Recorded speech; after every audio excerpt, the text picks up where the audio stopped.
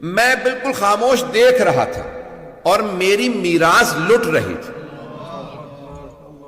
یہ مولا کے جملے ہیں. میں دیکھ رہا تھا. اگر بولتا تھا تو لوگ کہتے تھے علی دنیا دار ہو گئے, یہ دنیا مانگ رہے ہیں.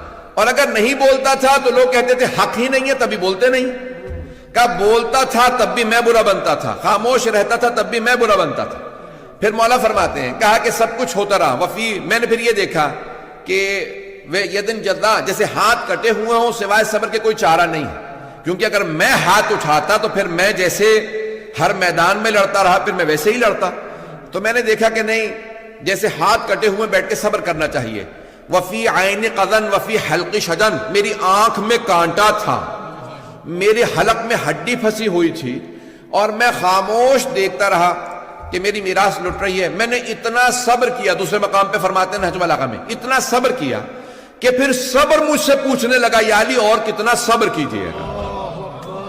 کا صبر میرے سامنے ہار گیا, لیکن میں صبر کرتا رہا. یہ مولا علی علیہ السلام فرما رہے ہیں اپنے متعلق. پھر مولا فرماتے ہیں میں حکومت میں آ گئے مولا. تو پھر مولا نے فرمایا کہ کس کس کا نام میرے نام کے ساتھ لیا جانے لگا. لوگ کہنے لگے کہ ہم علی کا ساتھ دیں یا معاویہ کا ساتھ دیں. کہا پہلے لوگ میرا نام لیتے تھے, علی و معاویہ, اور پھر لوگ اس حد تک مجھے گرایا, نزلن الدہر نزلن الدہر, دنیا نے مجھے اتنا گرایا کہ لوگوں نے پہلے اس کا نام لیا, معاویہ و علی. مولا فرماتے ہیں اولاً تو مجھے اس بات پہ دکھ تھا کہ میرا نام اس کے نام کے ساتھ آ رہا, اور اس سے زیادہ تو مجھے دکھ اس بات کا تھا کہ پھر کچھ لوگوں نے اس کا نام پہلے لینا شروع کیا, میرا بعد میں لینا شروع کیا. اذان گرامی, یہ مولا کائنات کی توہین اس حد تک کی گئی. مولا فرماتے ہیں مجھے دل آزاری کی گئی کہ اس کا نام لیا گیا کہ کس کا ساتھ دیں. مولا فرماتے ہیں میں تو کوئی نہیں, رسول اسلام کے بعد کوئی آدمی ایسا نہیں کہ جو میرے مقابلے میں آ سکے. اور پھر مولا نے تعارف کروایا, کہا کہ میں تم لوگ جب نماز جانتے ہی نہیں تھے, میں اس وقت بھی نماز پڑھتا تھا. پتہ نہیں مجمع ہے یا نہیں آج. اس مقام پہ جانے کے میں جملہ پیش کر رہا ہوں کہ پھر معاویہ نے بہرحال کیا کچھ کیا اسلام کے اندر. آج چند چیزیں جلدی پیش کر رہا ہوں کہ جو میری ایک اپنی تحقیق ہے, کچھ اور برادران نے بھی کچھ ایک دو حوالہ دیے ہیں, میں اس کو پیش کرنا چاہوں گا. جانے کے اگر آپ اس میں غور کریں گے, یہ آج شب قدر آپ دیکھ رہے ہیں, کل رات شب قدر ہوگی. اس کو ذرا غور سے سنیے گا. 27ویں نہ اس پہ آیت ہے نہ حدیث ہے, لیکن سارے مسلمانوں کے درمیان میں 27ویں رائج ہے. کبھی آپ نے غور کیا 27ویں کیوں رائج ہے؟ کیونکہ جب مولا کی شہادت کی خبر آئی 26 ماہ رمضان کو مدینے میں, تو سب نے سوگ منایا سوائے ام المؤمنین کے, انہوں نے خوشی منائی. اور پھر جب شام خبر پہنچی تو معاویہ نے 27 کو جشن کا اعلان کیا اور کہا یہ افضل ترین رات ہے, کیونکہ آج ہمیں اچھی خبر ملی ہے. اس نے خوشیاں مناؤ. کیوں, کیا ہوا؟ کہا علی جو ہیں وہ کوفے میں سجدے کی حالت میں مسجد کوفہ کے اندر مار دیے گئے. شہید تو ہم کہہ رہے ہیں, وہ تو کہتا ہے مار دیا, کیونکہ وہ مسلمان نہیں مانتا تھا مولا کو. تو وہ باقاعدہ ممبروں سے مولا کا نام لے کے توہین کراتا تھا, تبرہ کراتا تھا 40 سال. میں نے کہا تھا کل میں کچھ پیش کروں گا, میں انشاءاللہ بعد میں حوالہ جات پیش کروں گا, لیکن یہ ایک اور سن لیجیے میرا حوالہ جو میں اپنے تحقیق کے پہلے اپنے تحقیق میری سارے سن لیجیے. عزیزان گرامی, یہ آج کسی مسلمان سے کہہ دیں, پوچھ لیجیے جا کے کہیں سوال کریں, گلی میں کوئی کھڑا ہوگا فوراً, یہاں پہ بھی اہل سنت میرے برادران آتے ہیں, ہر روز آتے ہیں, ان سے پوچھ لیجیے, اور سنتے بھی آن لائن, مجھے میسیجز بھی آتے ہیں, مجھے اندازہ ہو جاتا. عزیزان گرامی, کسی بھی آپ اہل سنت سے پوچھ لیجیے, اگر کوئی پہلے 3 خلفاء میں سے کسی پہ لعنت کرے, آپ کا اس کے متعلق کیا خیال ہے؟ وہ سارے کے سارے ہمارے سنی بھائی مسلمان بھائی کہیں گے وہ دین سے خارج ہے, کافر ہے. ایسا ہے یا نہیں؟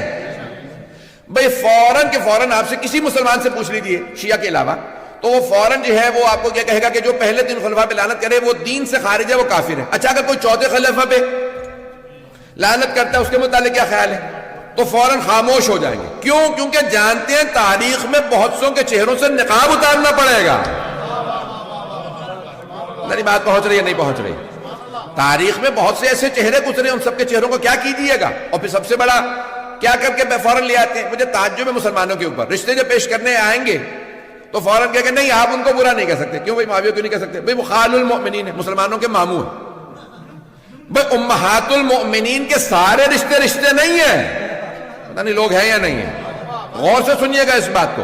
عزیزان گرامی, اگر امہات المؤمنین, کیا امہات المؤمنین کا امت سے پردہ واجب نہیں تھا؟ واجب ہے. کیا اگر وہ ہماری مائیں ہیں تو ان کی ہمیں میراث بھی ملے گی؟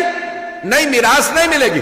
صرف یہ ہے کہ ان سے شادی نہیں ہو سکتی اس لیے مائیں ہیں. یہ نہیں کہ ان کے جو رشتہ دار ہوں گے وہ سارے ہمارے رشتے. اگر ان کا کوئی باپ ہے تو وہ نانا, بھائی ہے تو ماموں. یہ نہیں کہا قرآن نے, نہ رسول اکرم نے کہا. پتہ نہیں لوگ ہیں یا نہیں. امہات المومنین کے رشتے رشتے نہیں ہیں, لیکن بہت سے لوگ جو ہیں وہ فوراً حضرت ام حبیبہ کو پیش کر دیتے کیونکہ ان کے بھائی تھے تو اب ماموں بنتے, اب برا نہیں کہہ سکتے. اچھا تم ایک ماموں پیش کرو گے تو ایک ماموں ہمارے پاس بھی ہے جن کا نام ہے حضرت محمد ابن ابی بکر. نہیں انہیں نہیں ہم مانتے کیونکہ وہ بہن کے خلاف جنگ کر رہے تھے, علی کے ساتھ مل گئے تھے. پتہ نہیں لوگ اصول ایسا بناؤ جو ہر جگہ کارآمد ہو, یا پھر اصول نہ بناؤ. پتہ نہیں لاکھ بات پہنچ رہی ہے نہیں پہنچ رہی. عزیزان کرام, پھر جب یہاں پہ لان کا معاملہ آ جاتا ہے, گالی بکنا, سب و شتم. آج پاکستان کے اندر کوئی بھی اگر توہین رسالت کرتا تو قانون ہے کہ اسے مجازات کیا جائے گا, اسے کرمنل, اس کے اوپر کنوکشن ہوگی, اسے سزا موت دی جائے. ایسا ہے یا نہیں ہے؟ میں زیادہ تر یہاں پاکستانی بیٹھے ہیں یا کہیں اور سے آئے ہیں؟ میں پاکستانی بیٹھے تو ہاں ہوں تو کیجئے, مجھے پتا چلے پاکستانی ہے. قانون ہے یا نہیں ہے پاکستان میں؟ باقاعدہ جو ہے وہ ایک قانون ہے کہ توہین رسالت ہوگی, اور اس کے اندر اگر کوئی معذاللہ گالی بک دیتا ہے تو چاہے کسی بھی دین سے ہو تو اس کو فوراً سزا موت دی جاتی ہے, نہیں تو مسلمان پہلی سزا موت سے اسے مار دیتے ہیں. اور رسول اسلام فرما رہے ہیں من سب علی فقط سبنی, جس نے علی کو گالی بکی اس نے مجھے گالی بکی. یہ کسی اور صحابی کے لیے نہیں کہا, صرف علی کے لیے کہا. یعنی علی کی توہین رسول کی توہین ہے. تو جو جناب امیر کی توہین کرے گا اسے بھی سزائے موت ملنی چاہیے. اور تاریخ میں ایسے ہیں کہ جو